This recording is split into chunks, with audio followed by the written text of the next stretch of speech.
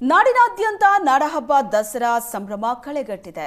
ನವರಾತ್ರಿಯ ಪ್ರಮುಖ ಆಕರ್ಷಣೆ ಅಂದ್ರೆ ಅದು ಮನೆಗಳಲ್ಲಿ ಗೊಂಬೆಗಳನ್ನ ಕೂರಿಸೋದು. ಗೊಂಬೆ ಕೂರಿಸಿ ಆರಾಧಿಸೋ ಸಂಪ್ರದಾಯಕ್ಕೆ ಸಿಲಿಕಾನ್ ಸಿಟಿ ಸಹ ಹೊರತಾಗಿಲ್ಲ.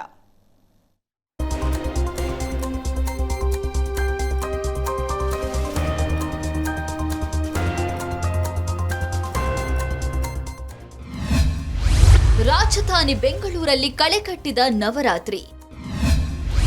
ಮನೆ ಮನೆಯಲ್ಲೂ ನವರಾತ್ರಿ ಬೊಂಬೆ ಪ್ರದರ್ಶನ.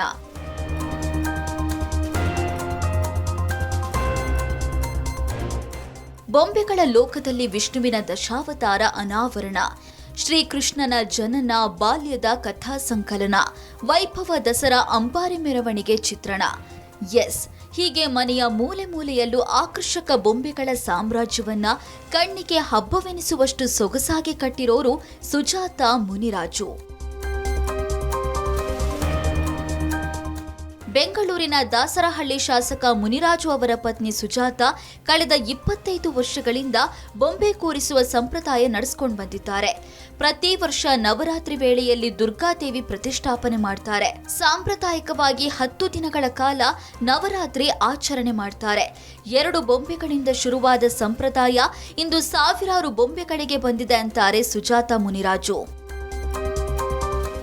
ಈ ವರ್ಷ ನಾವು ಏನು ಮಾಡಿದ್ವಿ, ಬರೀ ಎಲ್ಲ ಟೈಪ್ ಮಾಡಿದ್ವಿ. ಅಂದರೆ ಸ್ಟಫ್ ಟಾಯ್ಸ್ ಒಂದು ಕಡೆ, ಆಮೇಲೆ ವೈಟ್ ಮೆಟಲ್ ಒಂದು ಕಡೆ, ಸಿಲ್ವರ್ ಒಂದು ಕಡೆ, ಮತ್ತು ಬ್ರಾಸ್ ಮಣ್ಣಿಂದೇ ಒಂದು ಕಡೆ, ಆ ಥರ ಎಲ್ಲ ಒಂದೊಂದು ಕಡೆ ಜೋಡಿಸಿದೆ.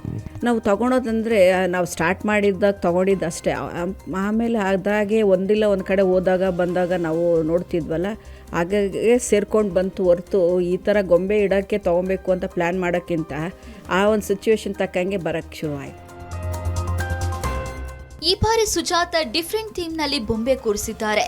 ಮಣ್ಣಿನ ಬೊಂಬೆಗಳು, ಹಿತ್ತಾಳೆ, ಬೆಳ್ಳಿ ಹಾಗೂ ಮರದ ಬೊಂಬೆಗಳಷ್ಟೇ ಅಲ್ಲದೆ ಮಕ್ಕಳ ಆಟಿಕೆಯ ಟೆಡ್ಡಿ ಬೇರ್ಗಳನ್ನು ಕೂಡ ಕಣ್ಮನ ಸೆಳೆಯುವಂತೆ ಜೋಡಿಸಿದ್ದಾರೆ. ಪತ್ನಿಯ ಈ ಹವ್ಯಾಸ ಹಾಗೂ ದೇವರ ಮೇಲಿನ ಭಕ್ತಿ ಬಗ್ಗೆ ಶಾಸಕರು ಮೆಚ್ಚುಗೆಯಿಂದ ಮಾತಾಡಿದ್ರು.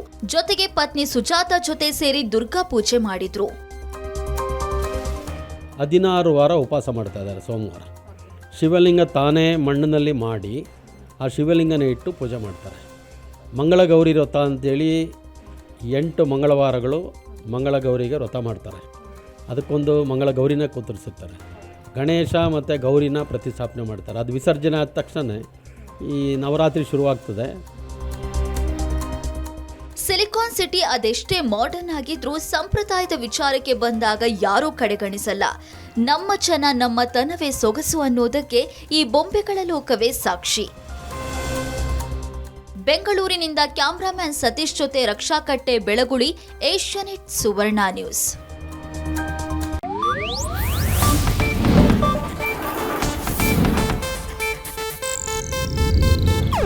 ಇದು ಏಷ್ಯಾನೆಟ್ ನ್ಯೂಸ್ ನೆಟ್ವರ್ಕ್ ಪ್ರಸ್ತುತಿ.